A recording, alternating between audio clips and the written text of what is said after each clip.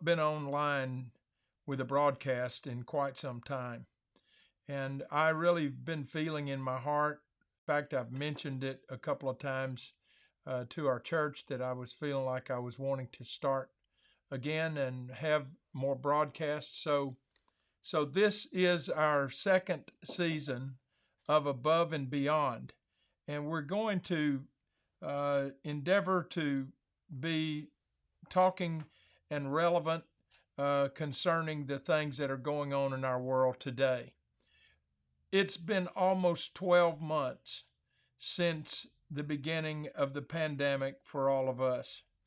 And during this 12 months, during this period of time, since the lockdown in the middle of March last year, since that time, so many things have happened in our world. Incredible things, unbelievable things. And and I look at it and it just seems like a big blur of things that are almost incomprehensible. I mean, uh, you couldn't even dream that this was going to happen. Last year, this time in February of last year, we had no idea what kind of year we were going to have. And I have felt the Lord's hand upon me and upon His church and upon all of you during this period of time, and I know that God has been close to us. I have felt like that the Lord has given us so much through this.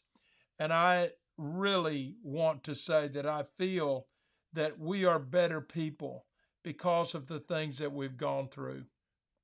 Now, when this first happened, I asked the Lord for wisdom and for knowledge and for understanding. And those things that we ask for, I believe that if we continually ask for them, God does give them to us. I feel like that I have much more revelation concerning the end time and so much more knowledge about the things that God is wanting to do and really understanding that God has a plan, and in spite of what man does, God is still in control. And so today I want to just take a little time and talk with you concerning the past few months. We've come through a very traumatic election season, and there have been things that have happened in our capital, the invasion of the Capitol, and the uh, impeachment of a president that was not sitting, which is unusual to say the least. And so many things have happened that has captivated our attention. But I have always felt that the Lord, through this whole pandemic and through the whole crisis and all of the many crises that have happened uh, since this happened, since this began, I feel like that the Lord has helped us to look beyond what is going on now and look toward the future. And that's what this program is all about. We want to rise above it and look beyond it. And I believe if we can see just a little farther down the road, if we can get a glimpse of where God is taking us, it will help us understand that He has a plan for this last day church. And I believe that more than ever before. Now, I'm not the least bit apprehensive about what may happen in the future because ultimately we are in the hands of God, and we need to rest and have peace in our heart concerning these things. So many times people get so anxious about what is happening. And I know that there have been many people who have sought to figure out exactly what's going to happen. And many people have expected there to be a big reversal and a big thing that will happen in our country. Well, that's yet to be seen. But whether God leaves things as they are now or He changes them, it really doesn't matter, because you see, God's program is not up to man's program. God's program never depends upon what a king, a kingdom, a ruler, a government would possibly do. Many of the greatest things that happened in the Bible were happening during a time of political upheaval and a time when kings and kingdoms were doing their own things, but God always moved just the same. And so this is the thing that I take solace in. I take solace in the fact that the Lord never changes in our life. He is that rock that we can go to no matter if it's sunny or if it's stormy. It doesn't matter if it's a good time or a bad time. We can go to Him and know that He never changes. He said, I am the Lord and I change not. And I want you to understand today the rock, our rock, the rock Christ Jesus. He is the one that we depend on. And He said, I'm going to build my church upon the rock, and the gates of hell shall not prevail against it. So I want to just have a little retrospect here. You know, I remember the very first time that I realized that we were not going to be able to have church for a period of time. Now, I had told our church back in 2017, in December 2017, and and twice I told them that I felt like a time was coming when we would not be able to have church in our building. I had no idea that it was sooner than I would have imagined. And so here it comes. When it actually happened to me and to all of you, I'm just going to tell you, it knocked my breath out. I just had no idea how we would operate. I felt like I was just uh, in a hopeless situation. That moment of hopelessness, thank the Lord, did not last long. And I regained it's being like, it's kind of like being hit in the chest and it knocks the wind out of you. It takes you a while to catch your breath. But after I stopped and thought about it, I realized that we were going to have to do things that we had never done before.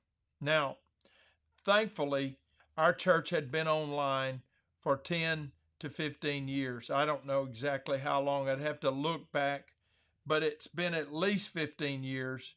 We got online back when we first got in this building in 2004. And it was just a few days after that we started going live with our services. So we've been online for quite a while. And so that wasn't that big a challenge for us. But the difference was we were online with live services. And now we were going to be online with an empty building. And that just really was a difficult thing to imagine. But you know what? After those first few services, I realized that God meets with us no matter if it's just me preaching into a camera or if I've got a crowd of people to preach to. The Lord really was with us. And I really look back with a thankful heart that the Lord's Spirit moved. Another apprehension I had was I just had no idea how that a church was going to operate when we did not have people coming into the building. You know, would people continue to tithe and give in offerings? Would the church finances hold up? And would we be able to continue? All these were huge questions in my mind. But you know what? The Lord kept giving me the assurance. Every time I prayed, I felt His Spirit. Every time I went to Him, He always supplied our needs. And you know, I have found that every time you may get apprehensive in these areas, that God provides a way out. And so today, I just want to say to you that we're starting this program back. I pray that it will be a blessing to you.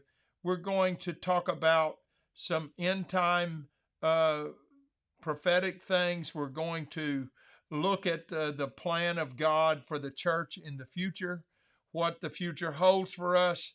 We're also going to talk about how we can believe God for revival in our own personal world. I believe that God wants to give each of us a tremendous revival. And when I say revival, not only for us to be revived, but that the Lord would move in our family and move among our friends and do things in our world, in our sphere of influence. I believe He really wants to do that. And my hope is that somehow through these chats, we're going to be on Tuesday and Thursday for a while. We're going to try 2 o'clock in the afternoon. I hope this may be a good time for you. But the cool thing about the internet is that if you can't listen at 2, you can always come back and listen at a later time. But you know what? I believe that God is going to do some great things in this final hour of the church. I believe we are headed right straight toward the rapture of the church. I can't tell you when it's going to happen, but I do believe that it's going to happen. And I come to God each day in faith, believing that great and wonderful things are going to happen. You know what? There may be people turning aside to the right and to the left. They may be going here and there, and they may have chosen not to be part of the church. But no matter what, I have decided that I'm going to follow Jesus and that me and my house, we're going to serve the Lord. You know, the coronavirus, we kept thinking it was going to end.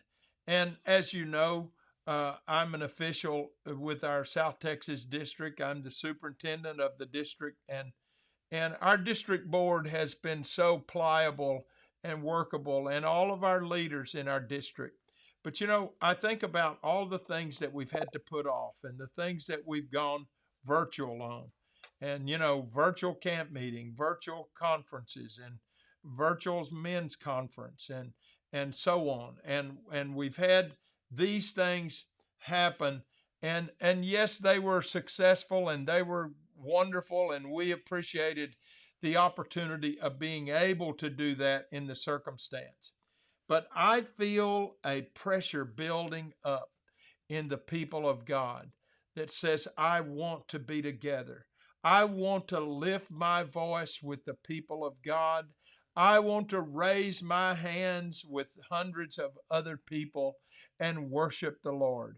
These are the kind of things that make church for us. And I'm just going to tell you, Sunday we had a wonderful crowd here at Bethel. And of course, we spaced our seats out and all of those things. They were scattered all over the building, and our seating capacity is quite a bit diminished. But you know what? The presence of the Lord was there. And that is the thing that makes the difference. And I'm just so thankful for it. My heart was overwhelmed yesterday when I realized that we were there and we were worshiping the Lord. And during those times when we couldn't be there, during the times when we had to go back online, you know what? I'm just going to tell you, my heart was longing for the time when I could lift my voice with the people of God and worship Him. You know what? I can't help but believe that when we get to the other side, we just have no idea what that's going to be like when we, with the throngs of the saved of the Lord, come together around the throne, the millions of people lifting up their voice together. Can you imagine what a glorious time that's going to be? I I look at the pandemic and I keep thinking, well, it's going to get better. It's going to get better. And the numbers are going down, and I'm so grateful for that.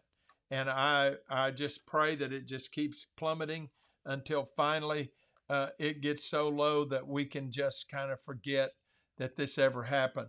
But you know what? I believe that this situation that ushered in so many changes in our world, I'm just going to tell you, I believe God is using it to wake up His church. I believe he is using it to bring us together as never before. I believe he's using it to cause us to have a hunger and thirst for things that we took for granted so many times before. And so today, I just want to say I'm happy to have you with us. I want to let you know that I'm going to be back online and we're going to be doing some things. And I pray that the Lord helps us and together we can walk this road and we can see some good things happen. You know what? I think about this when the Lord said in Luke 21, he said men's hearts would fail them for fear and for looking after those things which are coming on the earth. This is Luke 21 and 26. For the powers of heaven shall be shaken. Then shall they see the Son of Man coming in the cloud with power and great glory. And he said, when you see these things begin to come to pass, then look up and lift up your heads, for your redemption draweth nigh. I'm just going to tell you, during all of this, I can't get so captivated with the signs of the time without thinking about I've got to look to Jesus. In Hebrews 12, he said we need to look to Jesus, the author and the finisher of our faith. And I'm just going to tell you, as we look to him, he's going to guide us out of this weary land. May God bless you today. I'm so thankful for the opportunity of spending just a few moments with you and reintroducing Above and Beyond. And I hope that you enjoy this second season.